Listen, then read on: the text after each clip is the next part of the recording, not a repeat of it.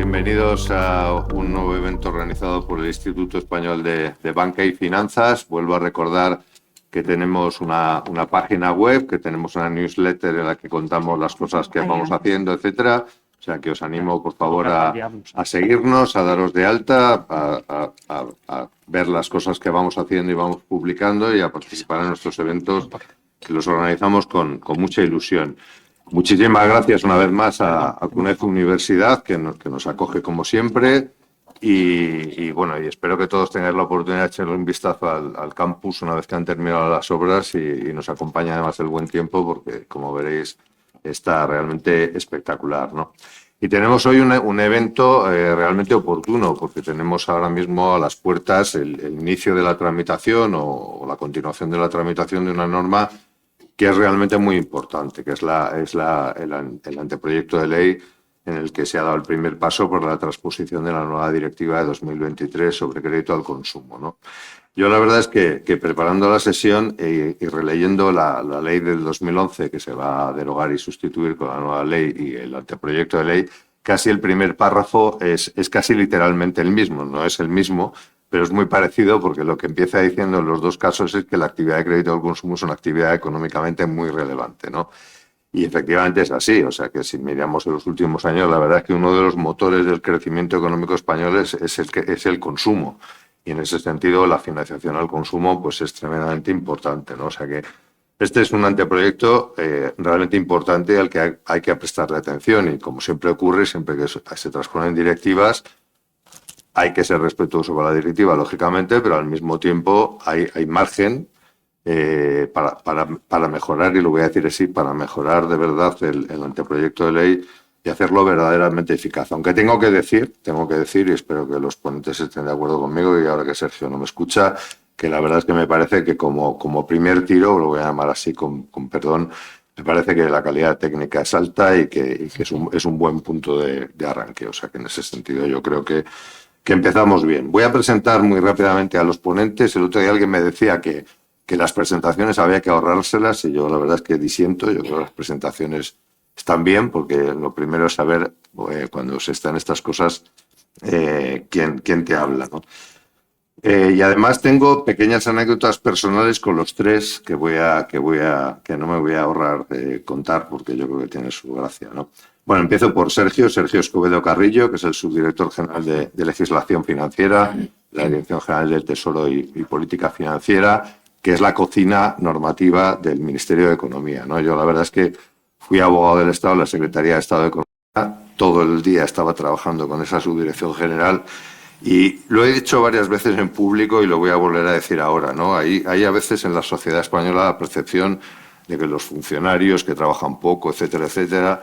Yo puedo decir que eso, primero, no es verdad en general, pero desde luego en esta subdirección se trabaja muchísimo, muchísimo. Se trabaja además muy bien, con un altísimo nivel de calidad técnica y de profesionalidad desde hace muchos años. Y la verdad es que es de los sitios muy importantes de la Administración española y que se ha mantenido desde hace muchos años, y la lista de los subdirectores que han pasado por ahí, incluido Sergio, pues así lo evidencia. Es un sitio en el que se hacen las cosas muy bien, ¿no? Sergio, en origen, es técnico comercial y economista del Estado.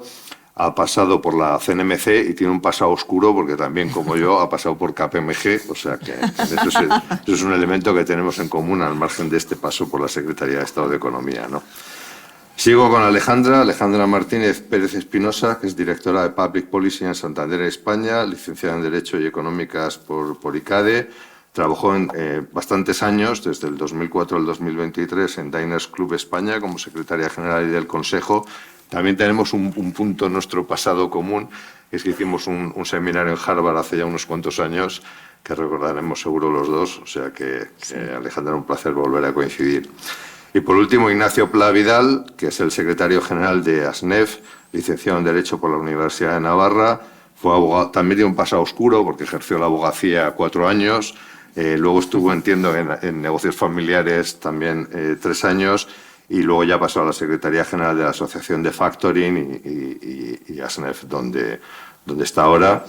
y que también nos une un pasado común de amistad, desde luego, pero también vecinal, porque yo trabajaba en la EB cuando la EB estaba en el mismo edificio que sigue ocupando todavía CUNEF. O sea que como ven, me ligan lazos con los tres, en fin, más o menos anecdóticos, pero bueno, tiene su gracia recordarlos, ¿no?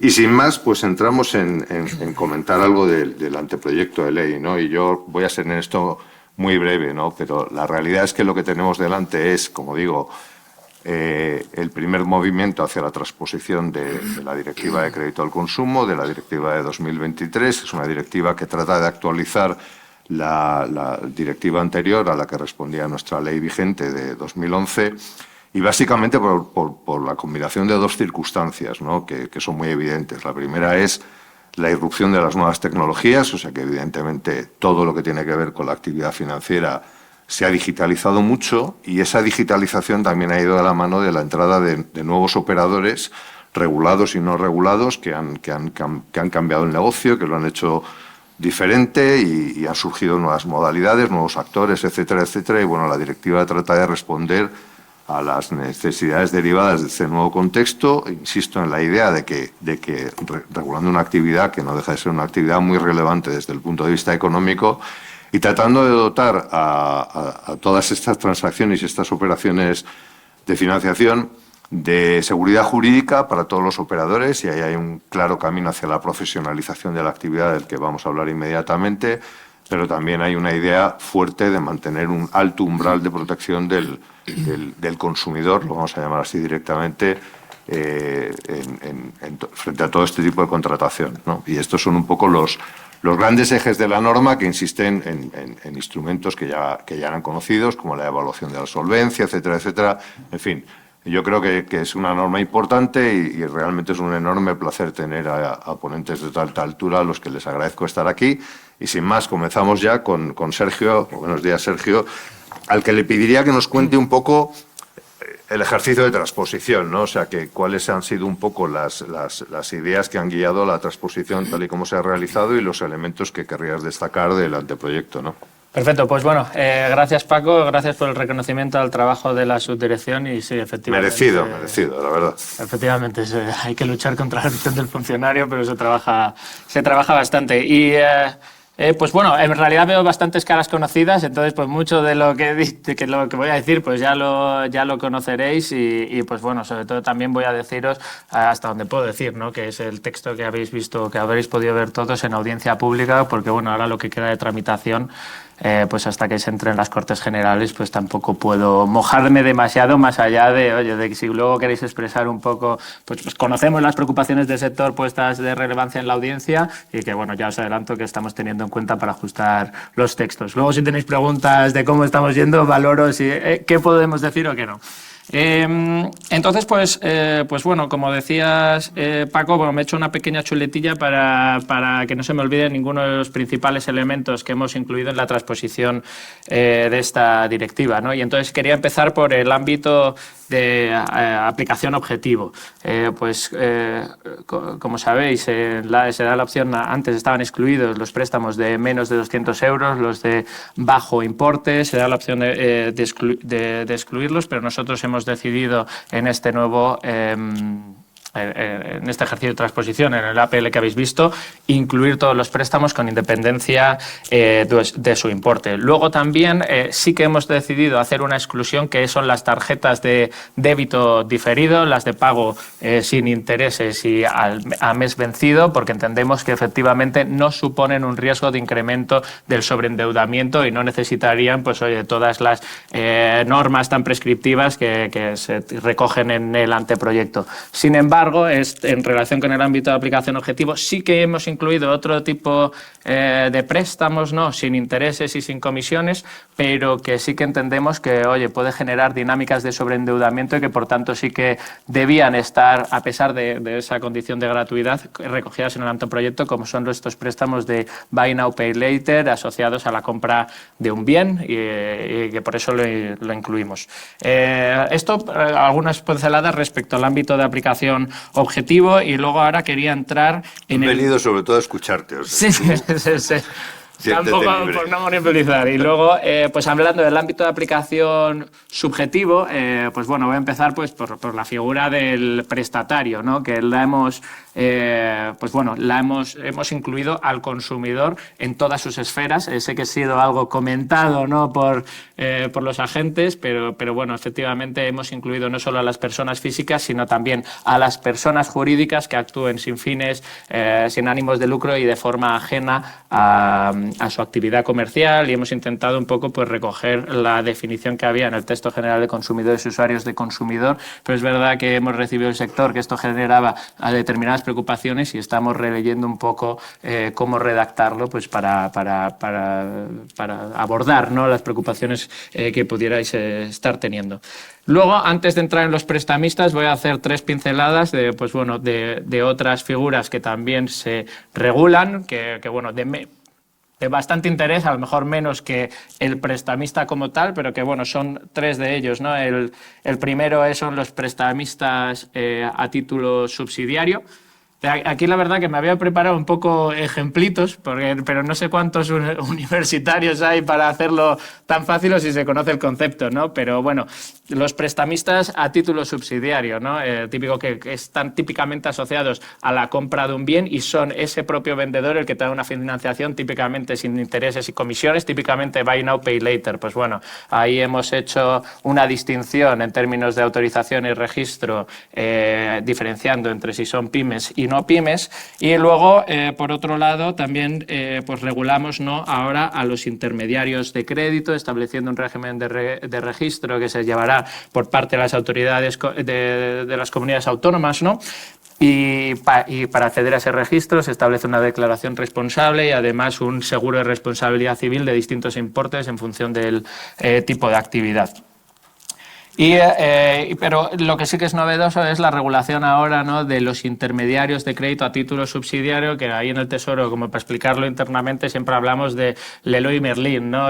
Tú vas a comprar algo en Leroy Merlin y asociada a la venta de ese bien, Leroy Merlin no te va a dar actividad, pero sí que te pone en contacto con otras entidades que te pueden financiar ese bien y ahí hacen esa actividad de intermediación. Y pues bueno, para controlarlo también hemos habilitado pues un registro según la norma en el Ministerio de Consumo, que bueno, es una mera inscripción. Y habiendo estado estas pequeñas pinceladas al ámbito de aplicación subjetivo, ya lo más interesante, por lo menos a mi parecer, es la parte del prestamista como tal, que como sabéis hasta ahora, pues bueno, la actividad de crédito al consumo no era una actividad sujeta a reserva de actividad, sin perjuicio de que casi todo se canaliza a través de las entidades registradas y autorizadas por el Banco de España, como aquí representadas, ¿no?, entidades de crédito y establecimientos financieros de crédito.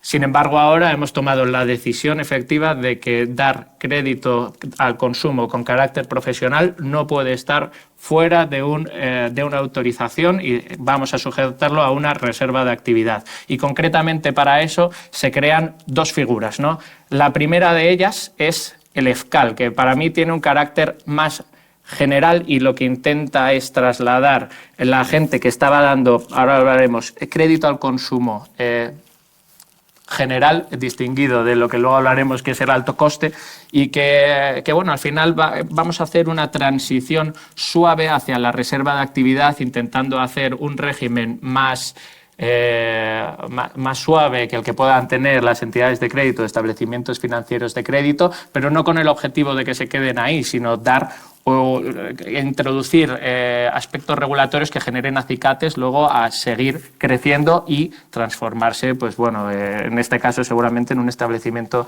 financiero de crédito. Y al final este cambio a la reserva de actividad lo hemos intentado hacer de forma que no se penalicen modelos de negocios posiblemente innovadores que están teniendo ahora gente fuera de esta reserva de actividad y que queremos seguir impulsando, ¿no? Entonces, al final, esta regulación del EFCAL, establecimiento financiero de crédito de ámbito limitado, actividad limitada, ¿no? Siempre se me olvida. Pues bueno, al final está sujeto a un capital social mínimo, que según el anteproyecto son 5 millones de euros, equivalente al de los FC, si no recuerdo mal, y está sujeto también, no está sujeto a requisitos prudenciales y también se les sujeta un poco menos a requisitos de remuneraciones y por último también se limita su capacidad de crecimiento por la vía de financiación mediante determinadas limitaciones, como puede ser el no poder utilizar los préstamos para hacer títulos del mercado hipotecario. Entonces, pues bueno, este es uno de los ejemplos de por qué estamos creando un acicate a transformarse luego en otro tipo de sujetos que sí que les permitan ese crecimiento vía financiación más dinámico. Esa es la primera nueva figura para transicionar a la reserva de actividad. Y luego, por otro lado, está lo que hemos llamado los prestamistas de alto coste autorizado. Y recuerdo una conversación con CECA, donde bueno, un poco lo que nos el acrónimo que te sale tiene su guasa, ¿eh? PACAS esto... PACAS, sí, claro. Totalmente. Bueno, que he hecho posta, yo creo, ¿eh? No sé. Y bueno, al final me decían que, oye, que habíamos hecho una... que se intuía un poco que habíamos intentado darle un poco de señalización o estigma a este tipo de préstamos y la verdad que todo lo contrario. O sea, al final teníamos distintas opciones. Estos préstamos que tradicionalmente hemos visto que han dado autoridad, por así decirlo, prestamistas no dentro de ese régimen autorizado y que bueno, que hemos visto en los mercados que típicamente podían llegar a tener unas TAEs del 2000 y pico %, pues oye, tampoco las hemos querido demonizar porque sí que vemos que pueden, de forma profesionalizada y dando una correcta protección al consumidor, sí que atienden a una parte del mercado que a lo mejor no ha sido tradicionalmente atendido por entidades reguladas y que sirven pues a esas personas que tienen una necesidad de liquidez extraordinaria y rápida y, oye, nos parece bien que exista este segmento y que no desaparezca. O sea, no queríamos prohibirlo, pero sí que queríamos profesionalizarlo y regularlo. Y de ahí que hayamos hecho el régimen de prestamistas de alto coste autorizado. Y ahí también hemos recibido comentarios respecto a su definición, ¿no? Que no ponemos un importe máximo, por ejemplo, el tipo de préstamos que queremos dar, y en realidad lo que hacemos en la definición es ir a lo que es su elemento definitorio, que es el alto coste. Y entonces, al final, el alto coste significa que vas a poder dar estos préstamos con una TAE implícita, por así decirlo, superior a la TAE que se regula, luego lo veremos, para el préstamo, para el préstamo en general, ¿no? Y bueno, pues luego hablaremos de las limitaciones de tipos de interés, pero además les establecen una serie de requisitos, pues oye, de publicidad, limitaciones en materia de publicidad y que no puedan destacar, ¿no? El fácil acceso o crédito rápido. Se había establecido también, algo criticado por el sector, lo de que como mínimo se tuviera que dar la oferta vinculante antes de aceptarla con 24 horas, que un poco el objetivo de esto era, oye, que la gente no tuviera actividades impulsivas, ¿no? Pues sujeto, por ejemplo, a la típica persona que utiliza estos importes para el juego. Pues oye, que le diera una segunda pensada y no pudiera sacar este préstamo rápido.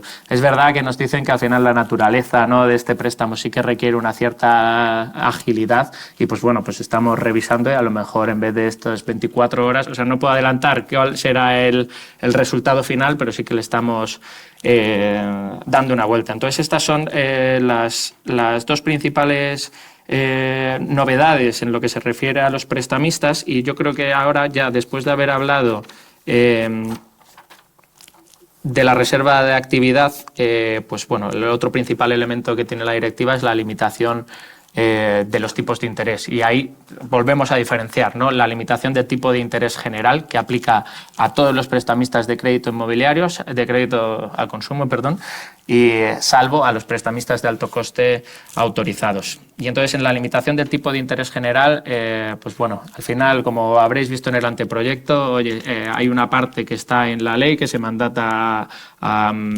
hacer la limitación y luego en el Real Decreto se establecerá, ¿no?, cómo se articula concretamente esa limitación. En la ley hemos tenido a bien, mientras no se apruebe el Real Decreto, hacer una señalización de por dónde van a ir los tiros, estableciendo una disposición al final de la APL, donde se establece que hasta que no se apruebe el Real Decreto la limitación es del 22%. Y luego en el Real Decreto hacemos una distinción de la limitación de tipos de interés marcando diferentes márgenes en función de los diferentes límites en función de diferentes importes de crédito. Y pues bueno, al final lo que hemos optado ahí, que, si no recuerdo mal, era para préstamos de menos de 1.000 euros, el margen sobre el tipo de interés medio de los últimos 3 meses al préstamo al consumo es del 15%, mientras que para aquellos de más de 6.000 euros es del 6%, ¿no? De tal forma que ahora, a tipos de interés actuales, si no recuerdo mal, para los préstamos de menos de 1.000 euros, tal como lo tenemos ahora, estaría esta limitación en torno al 23% y para más de 6.000 euros estaría en torno al 15%. Y ahí es verdad que algo que hemos recibido bastante del sector es que la segmentación podríamos haberla hecha en función de los productos y no de los importes. Sin embargo, sin perjuicio de estar valorándolo, sí que en el proyecto al final hemos valorado que la segmentación por importes intrínsecamente también te lleva a una segmentación por tipo de productos y además lo veíamos más alineado con el espíritu de la directiva, que no solo está enfocado en la limitación del tipo de interés nominal, sino que también está enfocado en la limitación del pago total de intereses, y eso te permite limitarlo mejor la segmentación por importes. Y entonces, para un par de cuestiones más, una cosa que me había saltado, claro, la reserva de actividad. Ahora a lo que se enfrenta el Banco de España respecto a todas las autorizadas es a realmente controlar el sector de la actividad de crédito y ver que realmente controlar y poner puertas al campo a los intrusos a la actividad reservada. Y ahí es verdad que en nuestras conversaciones hicieron propio pues la necesidad regulatoria de poner esas puertas al campo y generar realmente incentivos a que se cumpla con la reserva de actividad. Y ahí es lo que hemos introducido, es un triple control de legalidad que estamos hablando. El primero de ellos es la nulidad ex lege de los contratos fuera de la reserva de actividad. El segundo de ellos es que para el caso de préstamos que se vayan a elevar a público ante notarios o puedan registrarse, por ejemplo, el caso de la compraventa de coches frente a registros, pues tenga que darse un certificado de la inscripción en el registro al fedatario público. Y por último también se limita el acceso al procedimiento monitorio, y en el caso de ya ir al procedimiento de ejecución también se requiere que se dé ese certificado de inscripción para acceder a ello, y que así también las autoridades judiciales puedan tener la información sobre inscripción. Y luego, por último, quería comentar otra de las principales novedades, que es el refuerzo de las políticas y principios de préstamo responsable. Yo creo que aquí es interesante, ¿no? Sobre todo a mí me gusta verlo en relación con el análisis de solvencia. Pues, oye, yo creo que hay un debate sobre si el análisis de solvencia es una medida prudencial y de asegurar la solvencia de la entidad, o es una medida de protección del cliente. Y está claro que en el ámbito de esta directiva de crédito al consumo se refuerza la visión de que el análisis de solvencia es una medida de protección del consumidor, que podremos estar de acuerdo o no, pero es lo que tenemos que transponer ahora. Entonces se refuerzan todos estos... Pero no son necesariamente contradictorias las dos no cosas. Son ambas. Es decir, que el cliente pueda pagar beneficia a las dos partes. Totalmente. Y pues bueno, ahí se refuerzan. Pues hasta ahora no eran obligatorias las consultas a bases de datos de crédito.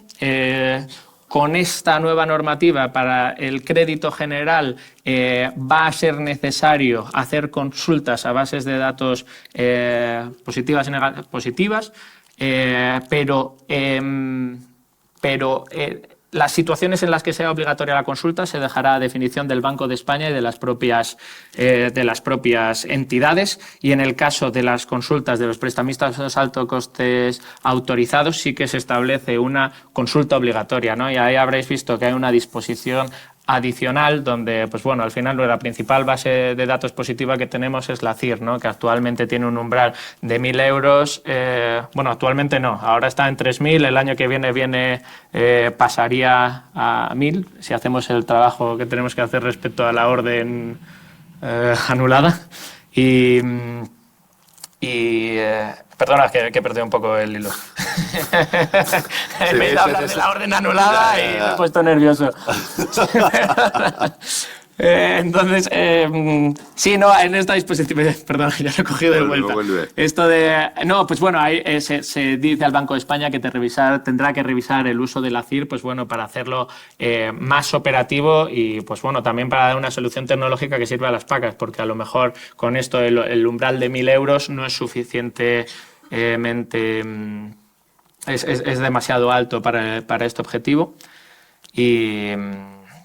pero bueno, hay los desarrollos y también la necesidad de ser operativo, ¿no? En cuanto a la remisión de la información.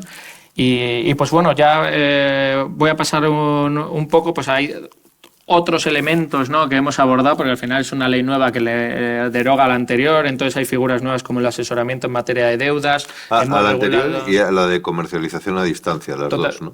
La de comercialización a distancia, sí, efectivamente, la derogamos y las disposiciones las metemos en el texto general de consumidores y usuarios. Y pues bueno, también se retoca asuntos en materia de publicidad, crédito vinculado, crédito combinado. También hemos dejado para desarrollo algo que creo que ha preocupado mucho, que es la parte de competencias y conocimientos de los prestamistas intermediarios, que bueno, ahí lo que se ha pedido por el sector es proporcionalidad, que lo tendremos bien en cuenta. Y me acabo de dar cuenta de que en relación con la limitación del tipo de interés de PACAs, pues... Creí que ibas a decir de la limitación de tiempo. Bueno, perdona, no sé si eso, ¿qué tal voy? Perdona, que quería contar bastantes cosas. Y respecto que me lo he saltado, la limitación de tipo de interés del prestamista de alto coste, pues bueno, como decía antes, al final no lo queremos demonizar, pero sí que vimos que la TAE no es una medida correcta o representativa para este tipo de préstamos que se caracteriza sobre todo por el corto plazo de devolución, ¿no? Entonces ahí la limitación la hemos planteado en tipo de un límite máximo del 4% de tipo de interés nominal mensual. Y luego otra cuestión que hemos hecho es limitar la comisión de apertura a un 5% del coste del crédito, y entonces esto también responde un poco a esa necesidad de, aunque no limitemos el importe, sí que generamos determinados incentivos a que los economics del préstamo funcionen para importes pequeños. Pues al final pues la limitación máxima del 5% de interés, 5% de comisión de apertura hace que los economics salgan con un máximo de 30 euros, salgan bien hasta un importe de 600 euros y siempre sujeto a la limitación de que el coste total implícito no puede ser superior a un préstamo bullet al que se le aplique la limitación del tipo de interés general al consumo, de tal forma que lo que sí que y junto con que el plazo mínimo de devolución sean 3 meses y no pueda pedirse la devolución en 15 días, hace que, aunque la TAE obviamente del préstamo vaya a ser superior al 22% de un préstamo bullet general, sí que la TAE implícita del producto cae bastante respecto a lo que alguna vez se encontrará en el mercado de TAEs del 2000% que ya no nos encontraremos. Y pues con esto lo dejaría. No tanto, ¿no? Porque hay una cosa más que yo No, porque supongo que habrá interés en saber, y no te pregunto por la tramitación parlamentaria, que va a ser, supongo, procelosa en este contexto, ni las cosas que no dependen de Tesoro, pero un poco de la parte que sí que os toca a vosotros. Has dicho que estáis analizando, obviamente, las alegaciones que en la audiencia ha realizado el sector. Un poco previsión. Entiendo que habrá paso por Consejo de Ministros, toma en consideración, Consejo de Estado, porque esto tiene Consejo de Estado, y luego ya finalmente la parte administrativa, la parte que depende de vosotros, un poco qué idea tenéis. Pues mira, después de la audiencia pública, es verdad que ya recientemente hemos pasado el trámite del informe jurídico de la abogada del Estado en el Tesoro. Entonces imprescindible ahora, siempre. Y entonces ahora nos toca ya pasar, adaptado al informe jurídico, tendremos que pasarlo a informe de otros ministerios. Y la verdad que desde la última reforma de la ley de gobierno al informe de la Secretaría General Técnica, aprobación previa y luego al Consejo de Estado. Entonces es verdad que por muy rápido que vayamos, pues algún mes hasta poder mandarlo al Consejo de Ministros todavía nos queda, la verdad. Si te atreves, y yo te lo pregunto, tú contestas, si no, Consejo de Ministros antes o después del verano. ¿Consejo antes del verano? Sí, sí. No. Me atrevo perfectamente. Vale. Me atrevo sin ningún tipo de problema. Muy bien. Oye, pues gracias. Bueno, a continuación, un poco la idea que teníamos era que desde una perspectiva ya más sectorial, establecimientos financieros de crédito, entidades de crédito y tal, hubiera un poco valoración de lo que es el anteproyecto después de la completa exposición y explicación que nos ha hecho Sergio, pero también, sobre todo, le pedí a Ignacio que se centrase específicamente también en lo que tiene que ver con la profesionalización y la tipología, las nuevas tipologías que se han creado de los prestamistas, etcétera, etcétera, esa parte más subjetiva, pero por supuesto lo que quieras, y Alejandra después parte más que tiene que ver más con las cuestiones objetivas que se han comentado. Pero oye, sentiros libres, un poco la dinámica es que luego le voy a pedir a Sergio que reaccione a lo que ellos van a decir y a ellos que reaccionen a lo que va a decir Sergio, y luego os damos la palabra a vosotros para que más o menos tengáis una idea. Adelante. Pues gracias, Paco, y en primer lugar gracias también a CUNEF y a IEBEF por invitarme y por invitar a SNEF a estar en esta, gracias a ti en esta charla, que yo creo que es necesaria e interesante, ¿no? Porque esta transposición de la directiva es una norma que por su título podría pensarse que solo afecta a las entidades de crédito, ¿no? O establecimientos financieros de crédito, pero no es así, porque nuestra actividad financia la economía real. El crédito al consumo financia la economía real de este país. Y tú lo has dicho antes, el crédito al consumo es muy importante para mover esa parte de la economía que es el consumo interno, ¿no? Que es uno de los motores de nuestra economía. Por lo tanto, no solo estamos nosotros afectados, sino que afecta pues, a todos los que producen y venden bienes y servicios que financiamos. Eso vaya por delante. Por otro lado, también a mí sí que me gustaría que el Tesoro trabajara menos. Es decir, somos un sector hiperregulado. Yo creo que Tesoro y entonces, tú y yo podemos estar de acuerdo en que deseamos que la Comisión trabaje menos. Eso es. Eso estamos todos de acuerdo. Es lo que iba a decir a continuación, que no solo el Tesoro de la simplificación, es verdad. Lo que iba a decir es que no solo, o sea, el Tesoro trabaja porque también le viene de una directiva, ¿no? Y ojalá también en Bruselas pues trabajara menos, porque repito, es que ya somos un sector hiperregular, lo que necesitamos es simplificar y reducir, ¿no? Porque además no olvidemos que el crédito al consumo es una contratación en masa y el mercado tiene que dinamizarse, y además la innovación que acompaña a las nuevas tendencias, a los nuevos aparatos con los que todos trabajamos, y que después de la pandemia pues ha habido un espaldarazo a lo que es el comercio electrónico, ¿no? Pues eso ojalá, pero bueno, veo que de momento no. Porque además hay otra cosa. Cuando la Comisión Europea quiere hacer algo, establecen un reglamento. Cuando se toma algo muy, muy, muy en serio, establecen un reglamento. Todos tenemos en mente el reglamento de protección de datos, ¿no? Que cada día manejamos y que cae como una piedra en los países.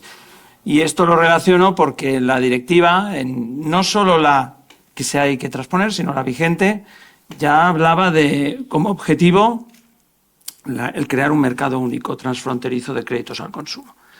Eso no se ha conseguido con la actual, y en nuestra opinión tampoco se va a conseguir con esta. ¿Y por qué no? Porque no hay una armonización total de normas.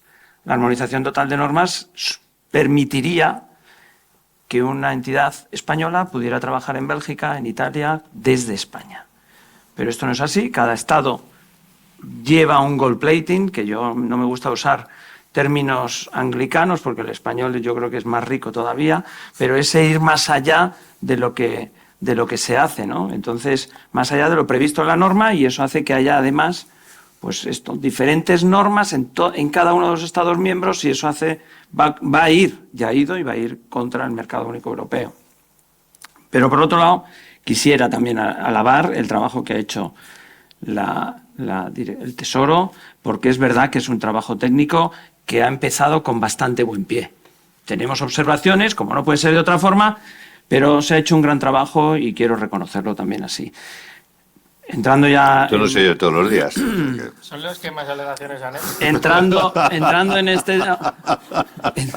Entrando en este ámbito, y es lógico que hagamos las Ellos demás, también porque trabajan, ellos también trabajan mucho. es nuestra norma base y por ello tenemos, Pero tenemos una oportunidad, y así se lo hemos hecho ver al Tesoro cuando hemos hablado con ellos en la información pública y previamente. Hay una oportunidad de oro, y esto quiero resaltarlo, en que aseguremos con esta norma, con la transposición, la seguridad jurídica en este país. Necesitamos términos jurídicos claros, porque la seguridad jurídica es esencial en cualquier mercado y para la inversión más. Los inversores, si no hay seguridad jurídica, huyen. Entonces tenemos una oportunidad de oro, repito, para que esta norma no deje términos jurídicos interpretativos, que además lo que al final supone es que los juzgados se colapsan, porque cuando la norma no es clara, quien interpreta son los juzgados. Y ahí hay un colapso que estamos viendo en esta norma actual vigente y en otras. Por lo tanto, es una oportunidad de dejar ahí las cosas muy claras y que nosotros alabamos en que ese trabajo se haga, ¿no? ¿Puedo meter mi tanto. cuñita publicitaria? El colapso acabará cuando aprobemos definitivamente la ADCF. Al menos se reducirá. Bueno, esperemos que así sea y ya, bueno, ojalá fuera, porque es un bien para todos, ¿no? Por otro lado, aquí se ha hablado de los, algunos puntos importantes que yo voy a repasar, porque no me los puedo callar, y es la reserva de actividad. Nosotros venimos como sector solicitando esta reserva de actividad de hace años. España es todavía, porque no se ha traspuesto, pero somos siendo de las economías grandes de Europa, la única que no tenía reserva de actividad. Ni Bélgica, ni Portugal, Italia, Alemania, Francia, Polonia, todos estos sitios había ya reserva de actividad con la legislación actual y nosotros veníamos solicitando y alabamos que así sea, ¿no? Y no nos parece mal la propuesta que ha hecho el Tesoro de establecer además para entidades que hoy en día no están regulados o prestamistas que hoy no están regulados, pues un régimen regulatorio más light para que puedan seguir ejerciendo esta actividad, porque es verdad que es necesaria, pero siempre con las mismas normas de competencia que todos tenemos, las mismas reglas de juego, ¿no? Y los prestamistas de alto coste, pues bueno, pues es un paso muy avanzado para que la reserva de actividad sea real en España. Ahí nosotros lo que sí que le hemos pedido al Tesoro es que quien puede lo más, puede lo menos. Es decir, no sería lógico que una entidad con ficha bancaria o establecimiento financiero de crédito, o caja rural, o cooperativa de crédito, no pudiera llevar a cabo la actividad que van a llevar a cabo los prestamistas de alto coste, ¿no? Ojo, eso sí, cumpliendo con las mismas normas que se le establecen para ellos para este tipo de créditos. Así que en este punto estamos contentos de que por fin vaya a haber reserva de actividad en España, y yo creo que esto va a ayudar también a que no haya un sobreendeudamiento de los consumidores, porque nuestro sector lleva a cabo una labor importante de evaluación de la solvencia de nuestros clientes antes de conceder un crédito, y no hay esa evaluación de solvencia, o en la gran parte no la hay, cuando el sector es el no regulado, ¿no? Y esto creemos, en nuestra opinión, que es lo que ayuda a que el consumidor finalmente esté sobreendeudado. Porque nosotros podemos prestar, pero cuando consultamos bases de datos positivas, negativas, no figura en ningún lado esta deuda que el consumidor tiene, el solicitante de un crédito, con esta parte no regulada hasta ahora. Por ahí todo el apoyo a que la reserva de actividad siga adelante. El crédito responsable, que es algo que acabamos de hablar, nosotros ahí lo que hemos pedido al Tesoro también es pues, que haya el principio de proporcionalidad. No es lo mismo financiar un electrodoméstico que puede valer entre 200 y 500, 1.000 euros que financiar un vehículo que puede ser entre 15.000 o 30.000 euros. Ahí también hemos pedido proporcionalidad para que el mercado que yo decía de consumo en masa no se vea afectado y paralizado, porque pensemos que toda esta actividad se realiza en una gran parte en los puntos de venta, con los vendedores de bienes y servicios. Por otro lado, también hemos hablado aquí de lo que es los tipos de interés. Vaya por delante que nosotros no estamos a favor de que se intervenga en ningún mercado, y esto es el precio del dinero, ¿no?, de que prestamos. Entonces, diciendo que no estamos a favor de que se regule, pues bueno, es verdad que ante todo el problema de litigiosidad que ha habido, pues sí que es bueno y aporta una vez más seguridad jurídica en que haya una limitación que, ojo, el Tribunal Supremo ya ha establecido y que nosotros en nuestras observaciones al Tesoro, lo que les hemos puesto de manifiesto es que estábamos a favor de que, ya que hay una jurisprudencia pacífica del Tribunal Supremo respecto a estos tipos de interés, pues que la hubiera también, que se reflejara en el texto estos 6 puntos que ha establecido el Tribunal Supremo ya respecto a varios productos, no solo al revolving. Ahí creemos que, bueno, pues que la existencia de estos tipos de interés, de nivelar o de poner un límite a los tipos de interés, pues es algo que aportará seguridad jurídica sin duda, pero ahí también hay que hacer un índice de referencia, que es lo que comentaba también antes Sergio, que sea útil para las entidades de crédito, por supuesto, útil para los consumidores, por supuesto, y útil también para los magistrados, que después vayan a interpretar. Porque hasta ahora todos conocemos que cuando el Tribunal Supremo tenía, en el 2015, tuvo que interpretar este tema, pues se dirigió a unas tablas que no estaban hechas con ese, del Banco de España, que no estaban hechas con ese objetivo, ¿no? Entonces, bueno, pues ahí habrá que hacer, es verdad que hay que hacer un trabajo una vez importante, porque nosotros lo que hemos pedido es que en el crédito al consumo hay diferentes tipos de productos, ¿vale? Y dirigidos a diferentes tipos de población también. Entonces hemos pedido una granularidad en hacer esos grupos de productos financieros que sean comparables entre sí los tipos de interés. Es un trabajo importante que habrá que hacer una vez, porque hemos pedido que sea el Banco de España quien haga este índice. Será un trabajo importante una vez, pero una vez hecho para ellos y para las entidades también que tenemos que declarar al Banco de España, ¿no? Pero una vez hecho será muy útil para todos. Por otro lado, respecto a la publicidad, también nos parece muy adecuado que... No sé si te va a dejar algo, Alejandra. Sí, algo le voy a dejar, ¿no? ¿No? La publicidad, pues estamos a favor de que, igual que ocurre en los productos farmacéuticos, cuando se produce haya un mensaje muy claro al final de que es un producto financiero, de que tiene un coste y que hay que pagarlo. Eso también nos parece importante. La información precontractual, estamos también a favor de que sea breve, clara y por fases. Eso también es importante. Y el último punto que quiero resaltar, y que para mí, si me dicen escoge uno de toda la transposición, que me gustaría que quedara muy claro, es este. Y es la no retroactividad de las normas. Es decir, hay que tener en cuenta que aquí hay muchos contratos, una contratación en masa con millones de contratos año y contratos vivos durante un plazo de tiempo, y lo que no podemos permitir es que a contratación hecha con una normativa pasada se nos aplique la normativa actual, como ha ocurrido ya en este momento, ¿no? Entonces ese es un tema que para nosotros es el más importante, porque hay que salvar los contratos que están hechos en su momento de acuerdo a la legislación vigente. Y aquí me callo y le dejamos la voz. Siempre Alejandra, si es que quedarse para el final siempre es una faena, Alejandra, ya lo siento. Sí, no pasa nada. Bueno, en primer lugar también muchas gracias, Paco, por invitarnos a participar, y al Instituto, por supuesto, en una norma y un momento de tanta actualidad como es la transposición de la Directiva de Crédito al Consumo. Sin duda, es un mercado, en estos momentos, es un mercado claramente que tiene un papel cada vez más relevante dentro de la economía. Estamos hablando de un mercado que representa el 6,7% del PIB español y además en crecimiento. Y aquí el Banco de España, lo habréis visto todos, publicó recientemente datos, y estamos hablando de un sector en que el mercado ha subido en el último año, en términos interanuales, un 11%. Por lo tanto, es un mercado relevante para la economía.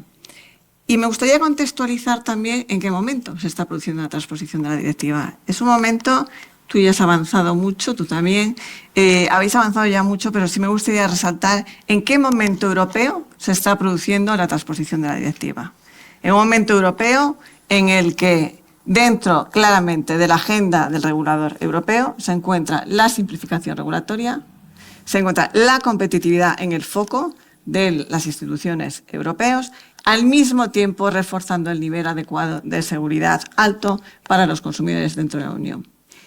Comentabas, Ignacio, el tema del hecho de que no sea un reglamento. Hombre, obviamente, un reglamento habría tenido una aplicación directa, señalabais GDPR, que es un ejemplo muy claro que todos hemos vivido, pero es una directiva.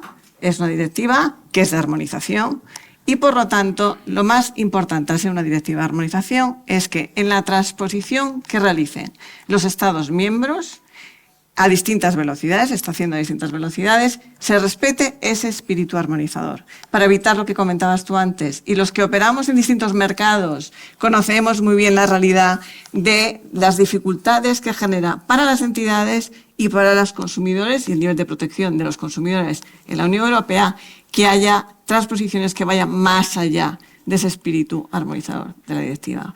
Por lo tanto, este punto sí me gustaría resaltarlo en el sentido de la relevancia que tiene, que habéis adelantado.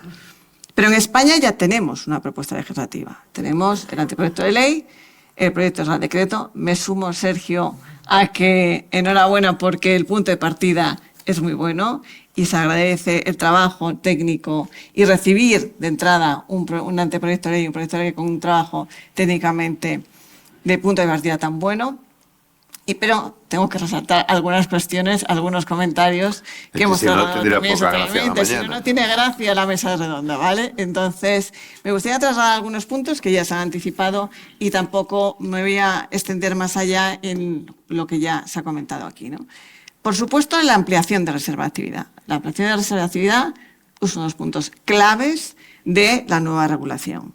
Y no podemos estar más de acuerdo, en el sentido de que la ampliación de reserva de actividad será muy positiva, seguro, para el mercado, porque aportará seguro mayor profesionalización en un mercado que, como digo, es creciente y cada vez tiene más importancia y relevancia para la economía. Sin duda, la profesionalización es muy bienvenida. Y que además esa profesionalización acaba redundando en la protección, en la seguridad de los consumidores, que es un principio claro. Nos encontramos ante una regulación que es especialmente protectora y intuitiva con los consumidores. Por lo tanto, aportará mayor seguridad jurídica y dentro del criterio de proporcionalidad, incluso ahí evitará asimetrías en el mercado que generarían inestabilidad en el sistema financiero. Por lo tanto, compartimos absolutamente este punto relevante. Y hablando de estabilidad del sistema financiero y de seguridad jurídica, me sumo absolutamente al punto que es crítico absolutamente, que es la aplicación con la debida seguridad jurídica y que nos permita también adaptarlo defendiendo los intereses de nuestros clientes. Nuestros consumidores son nuestros clientes. ¿En qué sentido? Verdaderamente es importante que no tenga efectos retroactivos, porque habría tenido un efecto muy desestabilizador que hubiera aplicado a toda la cartera de contratos de crédito en vigor, sin duda. Y también permitidme que resalte algo respecto del periodo transitorio. No estamos hablando de una ley cualquiera, estamos hablando de una ley que es crítica para el sector bancario, porque el negocio de crédito al consumo es una parte muy relevante del negocio bancario. Y por lo tanto, un plazo de 20 días para adaptarnos a modificar todos los procedimientos de contratación, la formación de la plantilla, desarrollos tecnológicos, modificación de políticas y procedimientos que además tiene que aprobar el máximo órgano de administración, 20 días. Difícil, muy difícil 20 días. Por lo tanto, como mínimo que haya, por seguridad jurídica y por la protección de los consumidores, que es lo que se pretende, un mínimo de como mínimo 6 meses para una adaptación ordenada y que aporte la debida seguridad. Habéis comentado mucho otro tema clave del anteproyecto de ley, que es las limitaciones a los tipos de interés. No me voy a extender mucho porque ya se ha comentado suficientemente. 3 puntos, 3 cuestiones simplemente. Primero, dejar claro que la directiva no obliga a que haya limitaciones en el tipo de interés. La directiva obliga a que se tomen medidas para evitar abusos en cuanto a los sobrecostes o costes abusivos para los consumidores. Por lo tanto, la limitación de los tipos de interés es una de las posibilidades, quizás la más restrictiva de todas, pero una de ellas es por la que parece que se ha optado. Y aquí, obviamente, también tenemos que decir que no compartimos que en un mercado de libre competencia limitaciones en la intervención de precios tampoco la compartimos. Pero desde luego, y tercera cuestión, si se mantiene esta limitación de costes, la limitación, perdón, de tipos de interés, en ese caso, absolutamente de acuerdo en el sentido de que tenemos que atender a la realidad del mercado. El mercado de crédito al consumo es una gran familia, es muy heterogéneo, tiene distintos tipos, tú lo has comentado muy bien. Al final, detrás de un mercado de crédito al consumo, estamos hablando al mismo tiempo de la financiación para la compra de un vehículo con un importe determinado, la financiación para un electrodoméstico, igual en el punto de venta, y también incluye una tarjeta de crédito. Por lo tanto, hay que atender también a esta realidad. Y respecto del ámbito subjetivo, si no, esto lo llevo en la fase de reacción, ¿no? El ámbito subjetivo que comentabas tú antes. Y sin embargo, me gustaría aquí centrarme más en algo que nos parece también muy relevante, que es todo lo relativo a la transparencia. La transparencia en el sentido de el consumidor debidamente informado. Sin duda es fundamental que el consumidor tenga información suficiente y que el consumidor esté debidamente informado respecto del producto que va a contratar, cuáles son las condiciones, su capacidad para hacer frente a ello. En este sentido, o sea, la transparencia y el consumidor debidamente informado para la decisión que va a asumir, sin duda es fundamental. Pero es fundamental y las entidades, y aquí quiero ser muy, muy clara, las entidades estamos convencidas y comprometidas y absolutamente convencidas que el consumidor y la necesidad de que el consumidor esté bien informado es esencial para todo el sistema en su conjunto. Y cuando me refiero al sistema en su conjunto me refiero, por supuesto, a los consumidores, pero también para las entidades. Para las entidades solo es beneficioso también. Nuestros clientes, consumidores, estarán más satisfechos. Genera menos litigiosidad. Reduce el riesgo reputacional. Genera estabilidad al sistema financiero y, lo más importante, lo crítico, el punto fundamental del negocio bancario, confianza. Refuerza la confianza con los consumidores. Por lo tanto, no podemos estar más de acuerdo. Y también estamos de acuerdo con que la exposición de motivos indica claramente que esta protección al consumidor tiene que convivir sin cargas burocráticas que sean innecesarias y que no aportan nada adicional, ninguna ventaja adicional a los consumidores. ¿Cómo resuelve toda esta parte de la necesaria transparencia al consumidor? ¿Cómo lo resuelve la propuesta española? Muy en línea con la directiva. Como se ha hecho en la regulación bancaria de transparencia, de protección al consumidor de los últimos tiempos siempre, sobre todo con la entrega de documentación. Entrega de documentación no solamente respecto al contrato, sino sobre todo en la fase previa. Esa fase previa que es muy relevante porque es cuando el consumidor evidentemente tiene la información, la capacidad verdaderamente de decidir, ¿no?, al respecto. Y lo resuelve con la entrega de varios documentos. El documento de información general, con las condiciones generales, aplicables. Un segundo documento, que es la información precontractual, el denominado INE, la información normalizada europea. Y aquí aplaudo lo que comentabas antes de que estáis evaluando lo que voy a decir ahora, que es el tema del tercer documento de el recordatorio a enviarle a los clientes cuando esa información precontractual se entrega con menos de 24 horas de antelación. Claro, en un negocio como este y en un tipo de contrataciones como este, no estamos hablando de una financiación de un préstamo hipotecario, que sucede de vez en cuando en la vida, si desafortunado, te sucede de vez en cuando. Estamos hablando de contrataciones ágiles, entendiendo la perspectiva que decíais de evitar impulsos, ¿no?, el que haya contrataciones impulsivas, pero este plazo mínimo de 24 horas será muy frecuente, seguro. Y en ese caso se envía un recordatorio a los clientes recordándoles su derecho de existir el contrato. El derecho de existimiento al contrato es fundamental para los derechos de los consumidores, ninguna duda al respecto, pero ya lo conoce por 4 vías, lo está conociendo y se recoge en el contrato, en la información general, en la información precontractual, más el recordatorio. Y luego, de forma complementaria, los consumidores deben recibir explicaciones adecuadas. No podemos estar más de acuerdo, que los consumidores tengan que estar informados y que las entidades contribuyamos, sin duda, sí, a que estén bien informados. Pero aquí el anteproyecto de ley se aparta de la directiva, y ahí vuelvo al tema de la armonización, se aparta de la directiva, porque no solamente obliga a que se den explicaciones adecuadas, que compartimos absolutamente, sino a documentar las explicaciones. La gran pregunta es, ¿verdaderamente al consumidor lo que le importa es estar informado, recibir las explicaciones? ¿Le aporta al consumidor algo adicional el hecho de que se archiven y que se documenten esas explicaciones? Y lo pongo en relación con la intención que tiene el anteproyecto de ley en la exposición de motivos de evitar cargas burocráticas excesivas. Y luego, además, cuando en un proceso de contratación, respecto de toda la documentación previa, pueden convivir distintas regulaciones al mismo tiempo.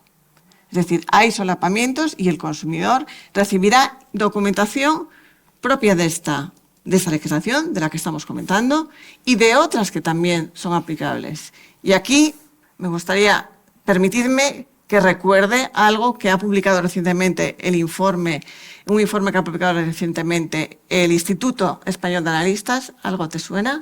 ¿Esto, Paca? Sí. ¿Algo te suena?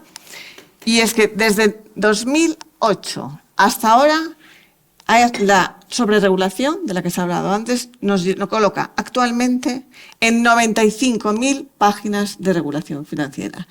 95.000 páginas. Por lo tanto, por poner un ejemplo que se vea muy claramente, en la contratación de una tarjeta, algo que todos tenemos una tarjeta en el bolsillo, para contratar una tarjeta de crédito, antes de la firma del contrato, el consumidor recibirá la documentación propia del crédito al consumo, si conlleva cobro de intereses, más la documentación relativa a la regulación de servicios de pago, más la documentación relativa a la regulación de prevención de blanqueo de capitales, más la regulación relativa a protección de datos de carácter personal. Todo esto, al final, ¿dónde nos deja? Y ahí me gustaría poner en valor la experiencia que tenemos y la percepción que tenemos las entidades al respecto. Como os podéis imaginar, al final, las entidades estamos constantemente evaluando el grado de satisfacción que tienen los clientes. Ese es el pilar de nuestro negocio, cuidar al cliente y evaluar su grado de satisfacción. Y parte de esa evaluación del grado de satisfacción, por supuesto, incluye sobre el proceso de contratación. ¿Qué percibimos? Que al final el consumidor puede estar desinformado por falta de información o por exceso de información.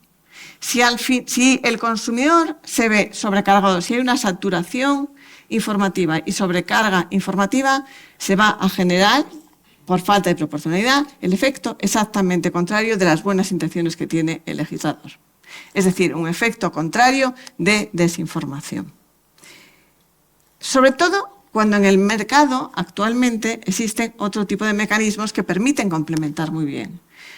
Flujos guiados, herramientas interactivas, y aquí la tecnología tiene retos, sin duda, pero es una gran oportunidad. Puede ser un aliado para dar a los consumidores herramientas que ya están funcionando en el mercado, que sean muchísimo más intuitivas y que permitan un conocimiento más rápido y que estén verdaderamente tomando una decisión suficientemente informada. Y esto, por supuesto, sin dejar a nadie fuera. Sin dejar a nadie fuera, y el sector bancario estamos comprometidos, muy comprometidos con la inclusión financiera, y prueba de ello es todos los años que llevamos trabajando con el Ministerio en protocolos de inclusión financiera constantemente.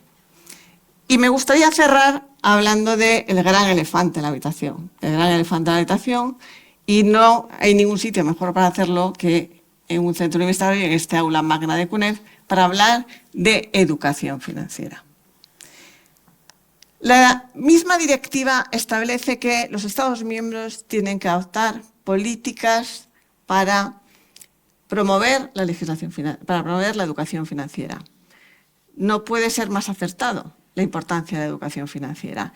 Y aquí, permitidme además que utilice, para poner en contexto cuál es la relevancia de la escasa cultura financiera, un informe que recientemente hemos publicado en Banco Santander, un informe sobre educación financiera. Sin duda el sector ha contribuido y lleva años contribuyendo muy activamente a la importancia de la educación financiera y la necesidad de que haya políticas públicas y colaboración público-privada. Pero en este informe resaltan varias conclusiones, algunas de ellas muy reveladoras. Permitidme solo que os diga dos de ellas.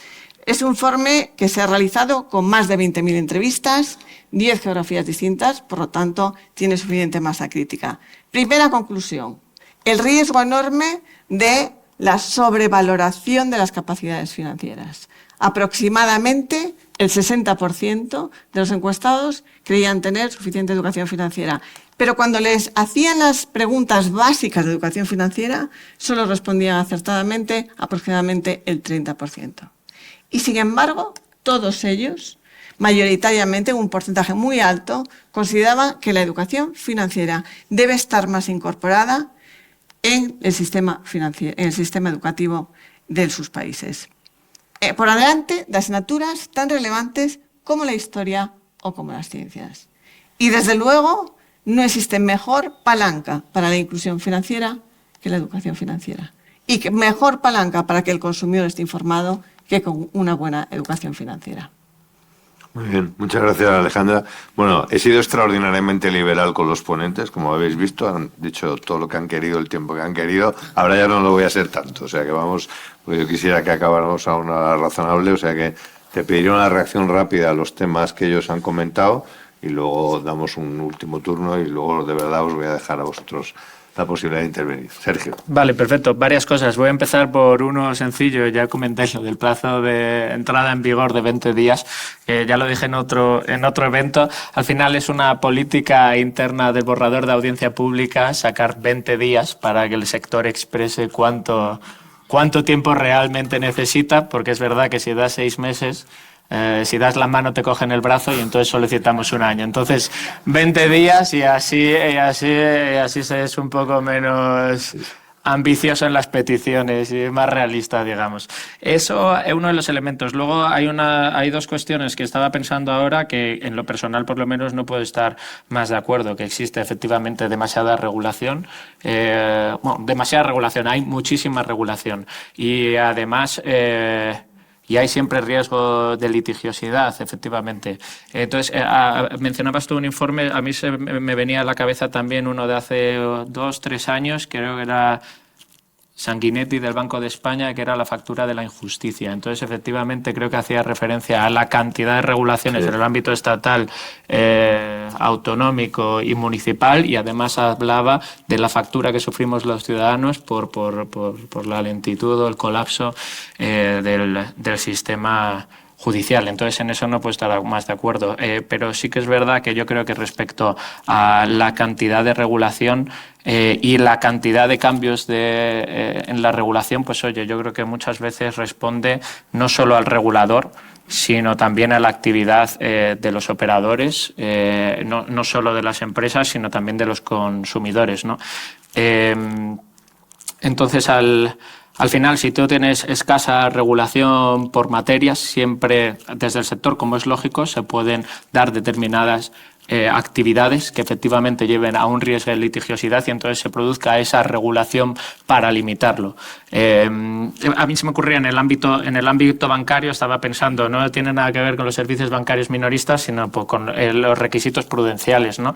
Recuerdo, aquí siempre muchas veces nos quejamos de que no hay mucha regulación de principios y somos muy taxativos con lo que se aplica y toda la regulación que hay, mientras que en Estados Unidos, si no recuerdo mal, tenían un problema con el supervisor y con el SREP, porque es una regulación tan de principios que el supervisor hacía lo que quería en ese proceso de revisión y evaluación supervisora y al final el problema es que no tenían algo a lo que agarrarse de, oye, estás yendo más allá. Entonces hay siempre un muy difícil equilibrio entre lo que es mucha regulación y lo que es poca regulación o regulación de principios. Y es que esto en algún momento lo recordaba la Comisión Europea recientemente con esto de la simplificación, que bueno, desde el Consejo le mandamos un mandato a hacer un ómnibus de simplificación y contestaba que, oye, que muchas veces la complejidad viene de los propios operadores y respecto al Consejo de que somos 27, cada uno queriendo poner nuestra pequeña pincelada. Luego, respecto a la armonización y la ausencia de gold plating, no puedo estar más de acuerdo en que sería interesante en todos los ámbitos pasar de directivas a reglamentos, ¿no? Creo que en el ámbito de los mercados de valores ya estamos viendo un esfuerzo en ese sentido con el paquete de integración y supervisión de mercados, muchísima norma, bueno, la directiva... 380 páginas yo de no me la sé, oficial. es muy complejo, muy complejo. Sí, no, Pero es que esto es simplificación de la regulación. 379, si creo ser exacto, páginas de Diario Oficial de la Unión Europea de propuestas de reforma normativa. Con esto es simplificación. Imposible de seguir. Bueno, pero por ejemplo es un ejemplo, la directiva de firmeza en pago se ha pasado a un reglamento, se han añadido cosas, pero bueno, ahí es un esfuerzo. Entonces en el ámbito... pasar de directiva a reglamento claramente es un avance. Y entonces en el ámbito bancario, pues efectivamente creo es que al final creo que es bueno hilar el debate de competitividad con esto que estamos hablando ahora mismo, ¿no? Porque para ganar competitividad en el ámbito bancario es necesario escala. Para ganar escala es necesario llegar a consumidores en distintos Estados miembros, como habéis dicho, y para ello es necesario, pues efectivamente, que haya una armonización y que un operador español pueda dar préstamos en Bélgica sin necesidad de contratar a 2 consultores y 3 despachos de abogados para poder hacerlo, ¿no? Efectivamente, al final esta directiva llega en un punto, ¿no? Se aprueba en un punto antes de que empezara todo el movimiento de simplificación, y ahora es la que estamos transponiendo, y es verdad que yo creo que nuestro esfuerzo pues es de... Creo en algunos elementos sí que es verdad que en los comentarios ha dicho que estábamos haciendo gold plating, pero hemos hecho un esfuerzo de, en realidad, hay algunas veces que no hay una opción nacional concreta establecida, no recuerdo puntos, pero que sí que los considerandos te llevan a poder ir un poco más allá, y siempre que hemos ido un poco más allá ha sido ponderando la protección del consumidor y teniendo en cuenta que sea una armonización de mínimos y que los considerandos te lleven un poco hacia allá. Luego ha habido otro elemento de lo que comentabais. Estaba pensando en lo de documentar las explicaciones, ¿no? Y pues bueno, eso es un elemento que estábamos viendo, y ya os digo, respecto a la tarea que estamos haciendo en el Tesoro, lo que queremos es... compartimos la importancia de este sector y que es necesario proteger al consumidor, pero es necesario que las entidades sigan teniendo incentivos a dar préstamo al consumo. Y, por ejemplo, esto de las explicaciones detalladas es un esfuerzo de dar seguridad jurídica al sector, ¿no? Porque consideramos, oye, pues si ahora el préstamo responsable, más allá de la sanción que pueda dar el Banco de España, el TJUE recientemente en una sentencia ha reconocido que, oye, que la ausencia la ausencia respecto a una persona de haber cumplido con las normas de préstamo responsable puede dar lugar a reclamaciones de daños y perjuicios por parte de la persona al prestamista. Entonces, esto era un esfuerzo de, más allá de que el consumidor tenga esas explicaciones para leerlas en su casa, era un esfuerzo de que las entidades pudieran tener un disclaimer de que efectivamente se habían cumplido con el préstamo responsable. Efectivamente, a lo mejor esa buena intención para el sector no la hemos recogido como debíamos hacerlo, y estamos efectivamente trabajando para que efectivamente podáis tener seguridad jurídica. Y lo último que queremos hacer es generar, perdonad también la palabra en inglés, pero loopholes que lleven a despachos de abogados a encontrar un agujero donde poder litigiar los próximos 15 años, que es nuestro último interés. Entonces eso también va al tema de la aplicación retroactiva. Incluso estamos haciendo una reflexión también respecto a, oye, ¿cuáles son las causas del incumplimiento del préstamo responsable? Pues no, para el tema de la reserva de actividad, dar un préstamo fuera de la reserva de actividad lo hemos dejado claro, nulidad ex lege, y en el texto hemos recogido que se devolverán las prestaciones recíprocas y será un plazo razonable para devolver el principal de 36 meses o más si fuera el que quedara para el préstamo. Pues para el principio de préstamo responsable, oye, si va a dar lugar a una posible reclamación, pues estamos en un proceso de reflexión. Es mejor dejarlo a los jueces interpretar cuáles son los efectos del no cumplimiento del préstamo responsable, o es mejor intentar controlar el resultado regulatoriamente. Porque no saquéis agarre a los jueces, pero tenemos texto general de ley de consumidores y usuarios, o en el peor de los casos tendríamos la ley de represión de la usura de 1908, si no me equivoco. Bueno, pues estamos en un proceso de reflexión y, bueno, pues sobre todo trasladar que tenemos claro que queremos que queremos que todos los operadores estén protegidos, no solo los consumidores, sino también las entidades, los prestamistas. Y efectivamente, al final es una regulación muy intuitiva que si la tratamos bien, pues no generará esos loopholes y creo que podemos repetir, corregirme, pero lo que he recibido es que la Ley 5/2019 de contratos de crédito inmobiliario ha conseguido más o menos esto, o sea, ha dado un marco en el que el préstamo inmobiliario pues se está desenvolviendo bien, sin grandes problemas de litigiosidad. Seguramente haya cuestiones que seguir tratando, pero pues bueno, si se repite una buena experiencia con esta norma, pues genial. ¿He tratado alguna cosa? Es que ha habido muchas, si queréis luego ya... De que hables más. Vale, perdón. Vamos a seguir con Alejandra, para ser justos y que no te quedes la última esta vez. Muchas ¿Quieres gracias. reaccionar a alguna cosa específica? Bueno, me parece muy importante el tema de evitar cualquier mecanismo y canal para el incremento de litigiosidad. Esto me parece fundamental por la seguridad jurídica, por la estabilidad también del sistema, y esto es un tema que habéis comentado los dos y me sumo absolutamente en el sentido de que es muy importante evitar cualquier canal en el que se pueda producir un incremento masivo y a veces injustificado, ¿no? Y no necesariamente alineado con los intereses de los consumidores, en algunas ocasiones, de incremento de litigiosidad. Este punto me parece muy importante.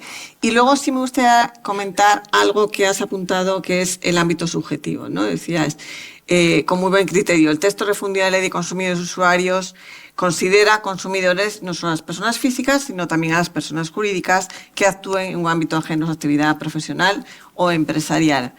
Siendo absolutamente así, sin embargo, la ley especial, la ley en vigor, la Ley de Contratos de Crédito al Consumo actual, lo circunscribe a las personas físicas. Pero es que la directiva también. La directiva de armonización, y vuelvo a la armonización, la directiva también lo circunscribe a las personas físicas. Y esta limitación es deliberada. Es deliberada porque no es comparable una ley tan protectora, que es muy intuitiva y muy protectora con los consumidores, no es comparable el nivel de protección que podemos recurrir las personas físicas, todos los que estamos aquí, que una persona jurídica. Una persona jurídica que tiene una capacidad de financiación, una capacidad de asesoramiento muy distinta. Y además que por otro lado es que la aplicación práctica es muy compleja. Es prácticamente imposible. ¿Cómo sabemos si verdaderamente la finalidad es en su ámbito propio o ajeno a su actividad empresarial o profesional? Si tenemos un cliente, por poner un ejemplo, que es una pyme y tiene un socio o dos socios, ¿cómo sabemos si solicita una financiación para la compra de vehículo? ¿Cómo sabemos si lo va a utilizar para un uso personal o profesional? Luego aplicar esto en la práctica es muy difícil, pero solamente apuntar que la ley especial vigente, que por cierto está funcionando muy bien, lo circunscribe a las personas físicas y la directiva también. Ignacio. No, pues por mi parte es verdad que bueno, pues hemos comentado casi todo, ¿no? Y yo solo quiero resaltar y alabar el hecho de aprovechar esta oportunidad para añadir toda la seguridad jurídica que podamos. Antes hablabas, no sé si tendrán que ser los jueces los que interpreten. Los jueces tienen que aplicar la ley, pero la ley tiene que ser muy clara, porque si no, si dejamos huecos, es donde cada vez más pues hay indúbito, no es pro reo, es contra el prestamista, ¿vale? Y en ese sentido nosotros tenemos hay que hilar muy fino para no dejar estos huecos. Porque si hablamos con cualquier magistrado que estén en los tribunales de instancia, que ahora se llaman así, tribunales de instancia, si hablamos con cualquier magistrado que esté allí o juez que esté en un tribunal de instancia, nos dicen que están colapsados y que no se pueden dedicar a otros temas porque esta industria de la litigación, que son en muchos casos plataformas, y que esto daría para otro sobre el intrusismo, pero no me corresponde a mí, pues están llenando los juzgados que evitan que después una reclamación, pues no sé, de que hay un linde que está mal o por ejemplo en la ley de segunda oportunidad, cuando hay un concurso de acreedores de cientos de millones de euros y no pueden dedicarle tiempo porque están a otros temas que vienen por esta industria. Entonces, yo repito y alabo la oportunidad que tenemos ahora en este texto de ser lo más finos posibles para evitar interpretaciones. Y, por ejemplo, lo de documentar las debidas explicaciones, otro término jurídico indeterminado. porque después la práctica nos demuestra que nosotros ante los tribunales somos los que tenemos que hacer una prueba diabólica. ¿Qué significa debida explicación? Porque para mí, que tengo unos estudios y que llevo un tiempo dedicado a esta materia, pues tendrán un significado, para otra persona tendrá otro significado. Y tampoco podemos correr a decir que el consumidor no tiene conocimiento. Hoy en día, con el aparatito que vemos aquí todos, tenemos en la punta de nuestros dedos el poder acceder a cualquier información, y con la inteligencia artificial, que para el uso privado no está restringida, pues puedes acceder a valorar toda esta información. Entonces, esos términos jurídicos indeterminados son los que luego nosotros es una real prueba diabólica ante los tribunales. Y aquí tenemos que trabajar y seguir trabajando con el Tesoro e incluso con el Consejo General del Poder Judicial y con el Banco de España para evitar estos huecos que en el futuro nos den problemas. Ahora tenemos la oportunidad. Perfecto, pues con esto concluimos esta fase del debate y, como había prometido, tenéis la palabra.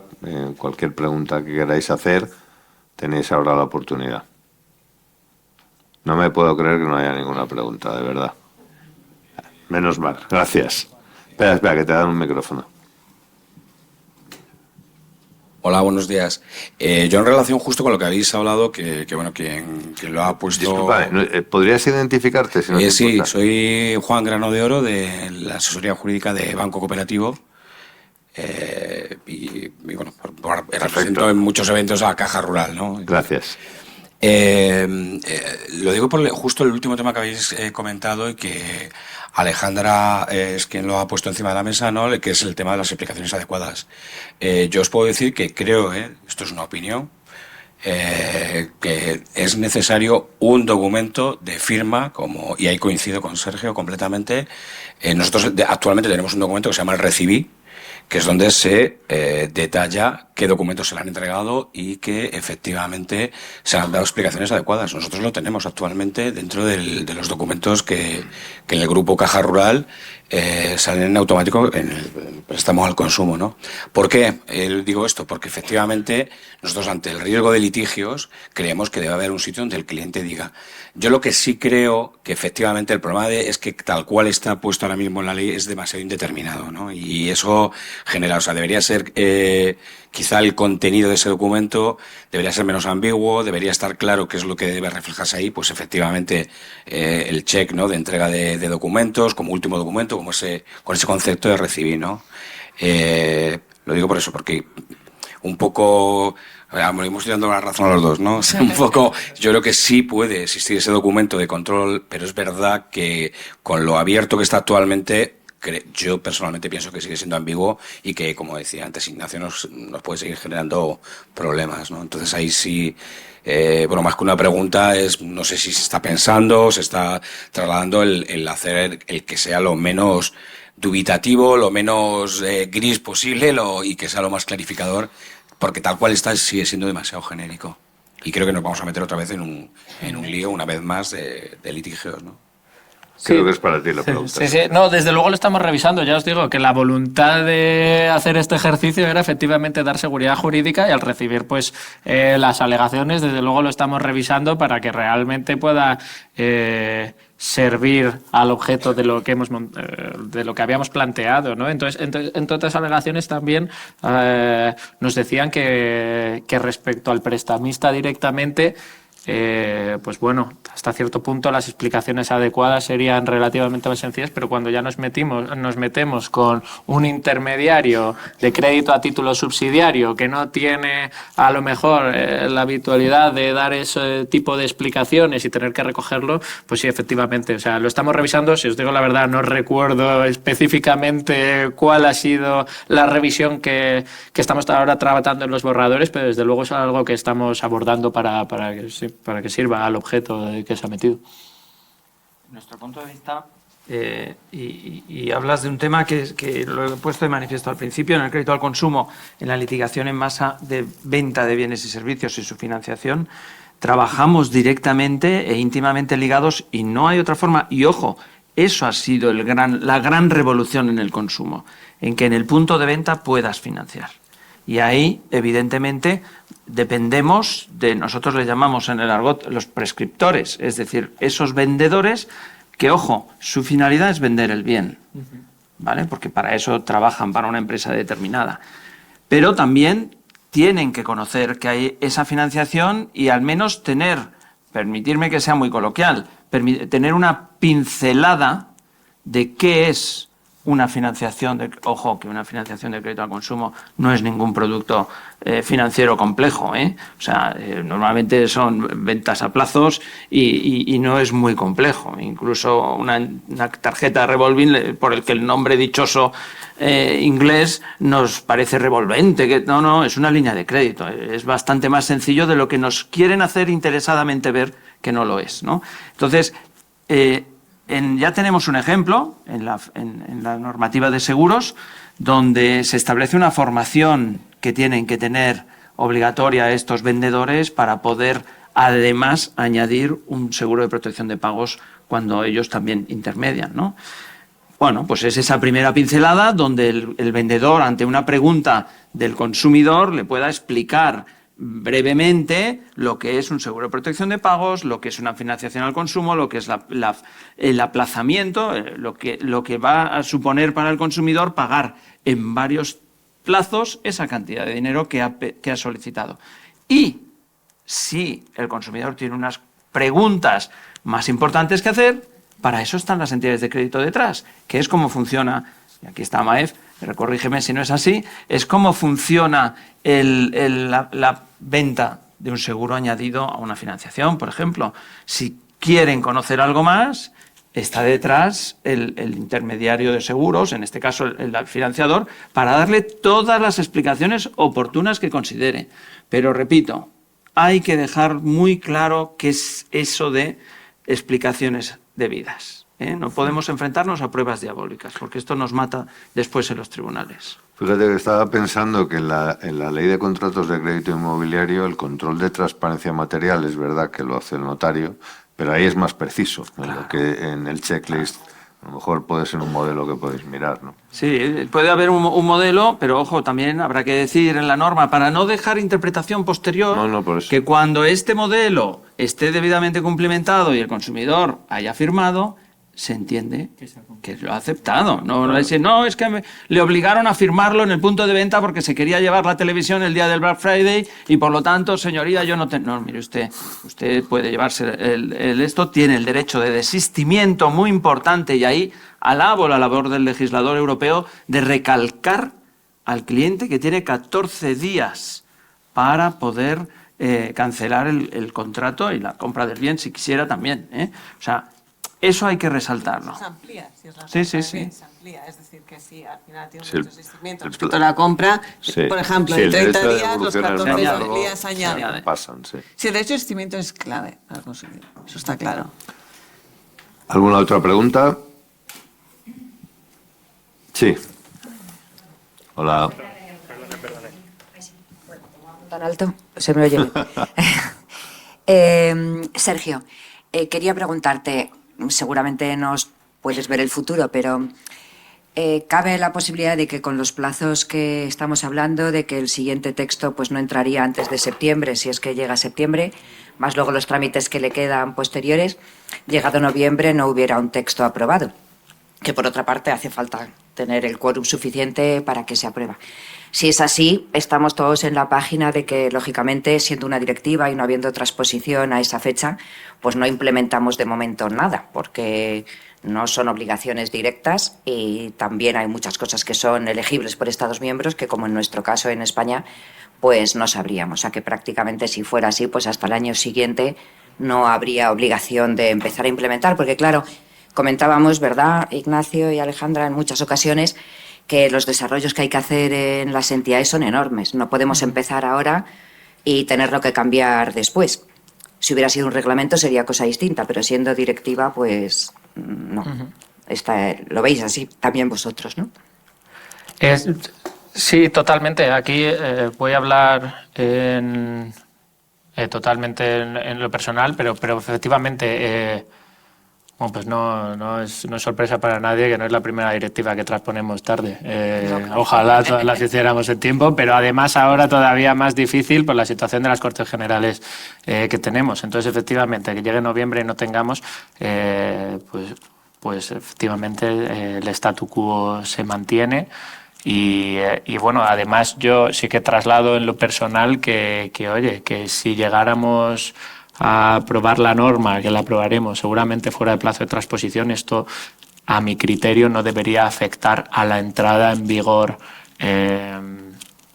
prorrogada o con el plazo mínimo necesario para la implementación de todos vuestros desarrollos, y que no haga efectivamente que por estar fuera de plazo tengamos que hacer que todo entre en vigor a los 20 días.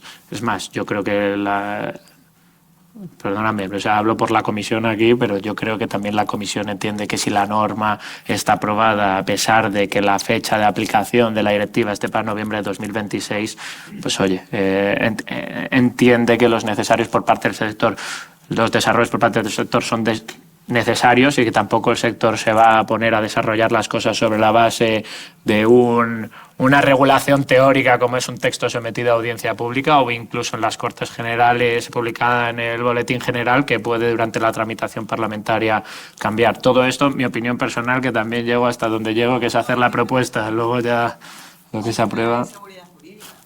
Sí, además. Claro. Y la otra pregunta de lo que veníais comentando sobre las explicaciones adecuadas, tal como yo lo veo en la directiva y también en el borrador de la transposición, hay 3 momentos previos a la firma del contrato donde se da información a los clientes, ¿no? Donde se prevé dar la información a los clientes. En la actualidad también se hace, pero ahora se refuerza. Por una parte está lo que se llama información general, que ahí sí que dice el texto que hay que dejar una evidencia en un soporte duradero. Por otra parte hay las explicaciones adecuadas, que es más vago, dice que proporcionarán, pero no habla del soporte duradero. Y por otra parte está la información precontractual, la INE, ¿no? Uh-huh. Claro, en un mundo de intento de simplificación, pues en un proceso de comercialización, sobre todo en ciertos productos, dar 3 veces información y que el cliente lo reciba en soporte duradero y la tenga que dar un acepto, se hace un poco intenso, ¿no? Uh-huh. A lo mejor había que pensar en darlo en un solo documento o simplificar de alguna manera, ¿no? Lo estamos, ya os digo, lo estamos revisando y lo estamos valorando, todas las alegaciones recibidas. Yo no puedo estar más de acuerdo con lo que ha dicho, obviamente. Gracias. Gracias. Muy bien, pues yo creo que estamos prácticamente en hora ya, con lo cual yo voy a concluir la jornada dando de nuevo muchísimas las gracias a los 3 ponentes, pero sobre todo a Sergio, porque realmente es estupendo poder escuchar de viva voz la explicación de por qué las cosas se hacen de una determinada manera, y a todos vosotros por no haber aprovechado para iros de puente ayer. Hubiera sido una tentación. Ayer vi algún atasco sospechoso madrileño que me hace pensar que ha sido una decisión no infrecuente. Muchísimas gracias por haber tomado la decisión correcta de acompañarnos, y ahí tenéis el QR donde podéis seguirnos, donde podéis ver la newsletter que publicamos desde el instituto con las cosas que tratamos de hacer para acercar estos debates a todos vosotros. Y de nuevo, pues muchísimas gracias a todos, y ahora sí, pues si disfrutáis del puente, pues que lo disfrutéis mucho y que vaya muy bien. Muchísimas gracias a todos. Muchas gracias. Muchas gracias.